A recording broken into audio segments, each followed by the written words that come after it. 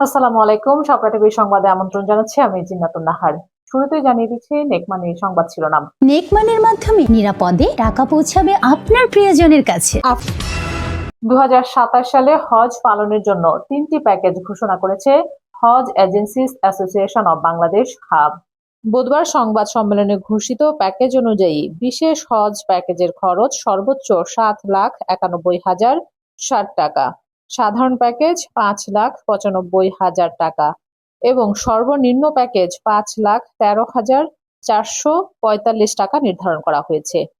এর আগে সরকারি ব্যবস্থাপনায় হজ প্যাকেজ 1 এর খরচ 6,15,263 টাকা এবং হজ প্যাকেজ 2 এর খরচ 5,05,648 টাকা নির্ধারণ করে সরকার। ধর্মমন্ত্রী জানিয়েছেন 2027 সালের হজ সার্ভিস প্যাকেজ হবে 3টি এবং ক্যাটারিং বাধ্যতামূলক করা হয়েছে। প্রধানমন্ত্রী তারেক রহমানের উদ্যোগে এবার বিমান ভাড়াও কমানো হয়েছে।